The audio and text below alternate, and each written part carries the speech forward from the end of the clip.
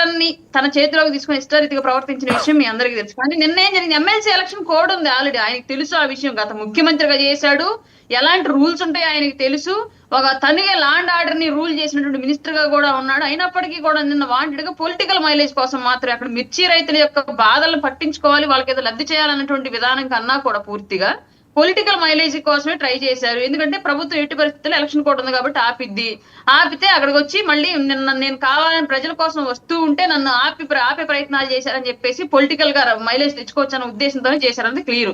దీనికి వ్యతిరేకంగా ఏం వాదిస్తున్నారు అంటే, విజయవాడలో మ్యూజికల్ నైట్ చేశారు, దానికి లేనటువంటి ఎలక్షన్ కోడ్ ఇక్కడ గుంటూరులో మిర్చి రైతుల కోసం వస్తుంటే వచ్చిందని చెప్పేసి వాదిస్తున్నారు సార్. ప్రైవేట్ కార్యక్రమానికి ప్రజా ప్రయోజనం కోసం ప్రభుత్వానికి వ్యతిరేకంగా చేస్తున్నటువంటి కార్యక్రమానికి ఎన్నికలకు సంబంధం ఉన్నటువంటి అంశానికి ఏంటి సార్ సంబంధం? ఇప్పుడు మా ఇంట్లో పెళ్లి ఉంది, ఎలక్షన్ కోడ్ ఉందని నేను పెళ్లి చేసుకున్నట్టు ఎట్లా కుదురుతుంది? మ్యూజికల్ నైట్ కూడా అలాంటిదే, ఒక ఈవెంట్ ఆర్గనైజేషన్ సైడ్ లో తీసుకుని ప్రైవేట్ కార్యక్రమం చేసుకునే దానికి గెస్ట్లుగా ముఖ్యమంత్రి గారు, ఉప ముఖ్యమంత్రి గారు వాళ్ళు అటెండ్ అయ్యారు. దానికి ప్రభుత్వానికి ఎలాంటి సంబంధం లేదు, ప్రజాస్వామ్యానికి ఆ కార్యక్రమం కూడా ఎలాంటి సంబంధం లేదు. మీ ఇంట్లోనూ మా ఇంట్లో ఏదైనా పెళ్లి జరిగితే అలాంటి కార్యక్రమం, అది కూడా అలాంటి కార్యక్రమే. ఇది ఇక్కడ పూర్తిగా ప్రభుత్వ వ్యతిరేక కార్యక్రమం, ప్రజా విధానాలకు సంబంధించినటువంటి కార్యక్రమము. వాళ్ళు ఎలక్షన్ కోడ్ ఉంది కాబట్టి ప్రజల్ని ప్రభావితం చేయగలిగేటువంటి కార్యక్రమం కాబట్టి ఎలక్షన్ నియమావళికి ఇది ఉల్లంఘన కింద మారింది కాబట్టి దానికి సంబంధించి మాట్లాడారు. రెండింటికి ఏదో అంటారు కదా, బోడుగుండికి మోకాలకి ముడేస్తారు అన్నట్లుగా అట్లా ముడేసి మాట్లాడుతూ ఉంటే ప్రజలు ఎవరు పిచ్చోళ్ళు ఉన్నారని చెప్పేసి వీటన్నింటిని ఇంకా నమ్ముతారని చెప్పేసి పాత డ్రామాల్ని ప్లే చేసేటువంటి విధంగా వైసీపీ ఇప్పటికి కూడా ప్రవర్తిస్తుందో మాకు అర్థం కావట్లేదు. ఓకే, సజ్జల గారి కూడా ఉచ్చు బిగిసింది.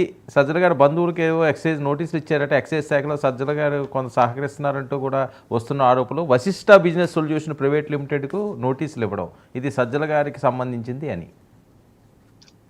గత 5 ఏళ్లలో 25 ఏళ్ళు మేమే ఉంటామని చెప్పేసి ఒక పిచ్చి భ్రమలో ఉండి చిన్న స్థాయి కార్యకర్త నుంచి పెద్ద స్థాయి నాయకత్వం వరకు ప్రతి ఒక్కళ్ళు కోట్ల రూపాయలకు సంబంధించినటువంటి లావాదేవీల్లో అవినీతి చేసుకుని ఇష్టారీతిగా తిన్నారు సార్. ఇది మాత్రం క్లియర్. ఏ శాఖలో కదిలించినా కుప్పలు తెప్పలుగా వీళ్ళు చేసినట్టు అవినీతి బయటపడుతుంది.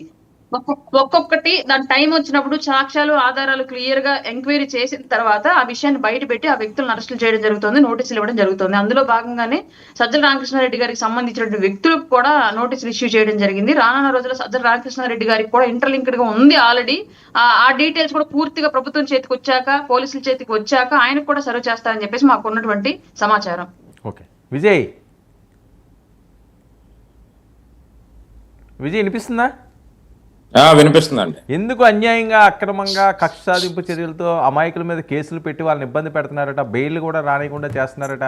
ఇప్పుడు కొత్తగా జగన్మోహన్ రెడ్డి గారి మీద పెట్టారట, కొడాలి నాని గారి మీద పెట్టారట, లేళ్ళ అప్పారెడ్డి ఎవరెవరో పేరు మీద పెట్టారట.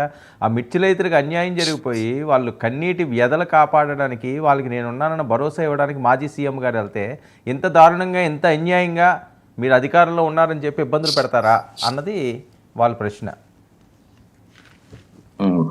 గుడ్ ఈవినింగ్ వరుణ్ గారు, ప్యానల్ ఉన్న సభ్యులకి, 99 టీవీ చూస్తున్న ప్రేక్షకులందరూ కూడా నమస్కారం.